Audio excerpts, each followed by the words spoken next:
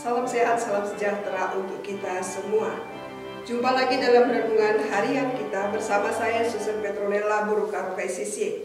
Hari ini hari Sabtu tanggal 11 November, hari biasa pekan ke-31, peringatan wajib Santo Martinus dari Tours. Bacaan Injil yang akan kita renungkan diambil dari Injil Lukas bab 16 ayat 9 sampai ayat 15.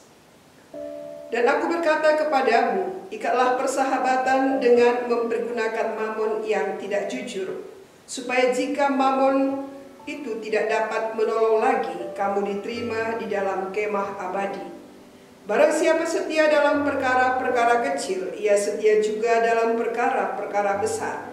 Dan barang siapa tidak setia dalam perkara-perkara kecil, ia tidak benar juga dalam perkara-perkara besar.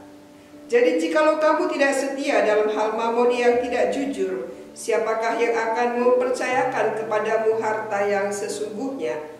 Dan jikalau kamu tidak setia dalam harta orang lain, siapakah yang akan menyerahkan hartamu sendiri kepadamu? Seorang hamba tidak dapat mengabdi kepada dua tuan, karena jika demikian ia akan membenci yang seorang dan mengasihi yang lain, atau ia akan setia kepada yang seorang dan tidak mengindahkan yang lain.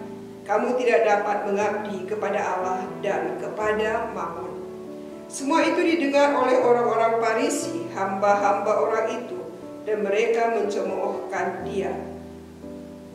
Lalu ia berkata kepada mereka, kamu membenarkan diri di hadapan orang, tetapi Allah mengetahui hatimu, sebab apa yang dikagumi manusia dibenci oleh Allah. Demikianlah sabda Tuhan. Saudara-saudari yang terkasih, tema permenungan kita hari ini adalah melakukan tugas dengan setia dan bertanggung jawab. Dalam bacaan yang kita dengar dikatakan, ikatlah persahabatan dengan mempergunakan mamon yang tidak jujur, supaya jika mamon itu tidak dapat menolong lagi, kamu diterima di dalam kemah abadi. Pernyataan ini barangkali membingungkan kita dan agak sulit dipahami. Bagaimana kita mengikat suatu persahabatan dengan menggunakan uang, kekayaan, harta yang tidak jujur?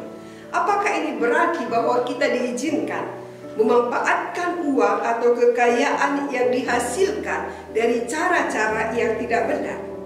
Untuk mengatasi kebingungan kita, barangkali baik jika kita membaca ayat sebelumnya tentang bendahara yang tidak jujur.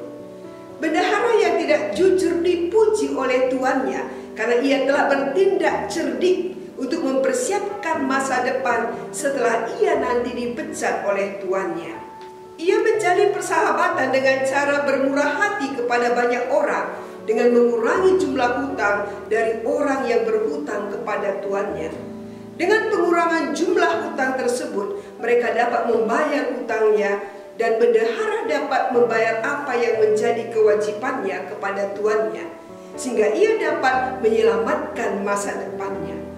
Motivasi dalam tindakan bendahara ini memang salah, tetapi kecerdikannya perlu diperhatikan.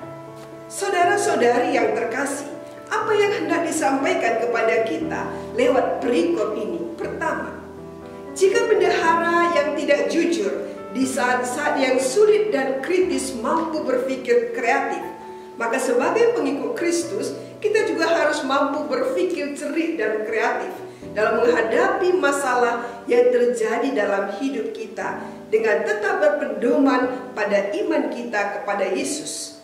Kedua, dalam menjalankan kepercayaan yang diberikan kepada kita, dibutuhkan kesetiaan. Setia dalam perkara kecil, kita akan diberikan perkara yang lebih besar.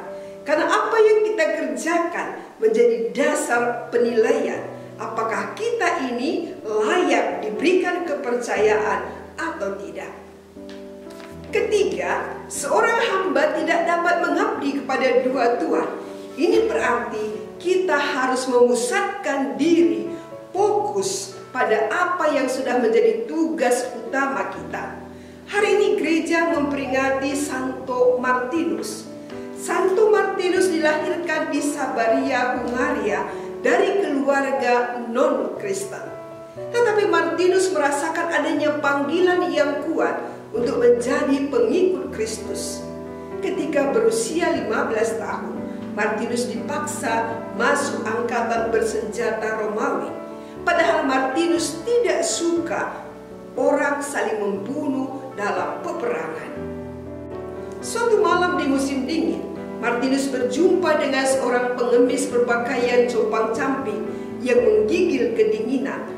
Martinus menghentikan kudanya dan melepaskan mantel wolnya yang indah. Dengan pedangnya, ia menyobek mantolnya menjadi 2 bagian dan kemudian memberikan yang sebagian kepada si pengemis yang segera menerimanya dengan gembira. Malam itu, Martinus bermimpi. Dalam mimpinya, Yesus mengenakan belahan mantel yang ia berikan kepada si pengemis yang tadi. Yesus berkata kepada para malaikat dan para kudus yang mengelilinginya, "Lihat yang diberikan Martinus. Mantel yang telah diberikannya kepadaku, padahal ia masih seorang katekumen pada waktu itu." Esok pagi, Martinus segera memohon dibaptis. Ia lalu mengundurkan diri dari dinas ketentaraan sebab katanya, "Aku ini laskar Kristus, karena itu tidak patut aku berperang." Santo Martinus kemudian menjadi seorang imam dan seorang uskup yang hebat. Ia senantiasa membagikan cinta kasihnya yang besar kepada siapa saja. Maka saudara-saudari yang terkasih, mari kita menjadi laskar Kristus yang setia menjalankan tugas kita, memusatkan hati kita kepada tugas dan tanggung jawab yang diberikan kepada kita. Kita berani melawan ketidakjujuran dan juga senantiasa membagikan cinta kepada sesama. Tuhan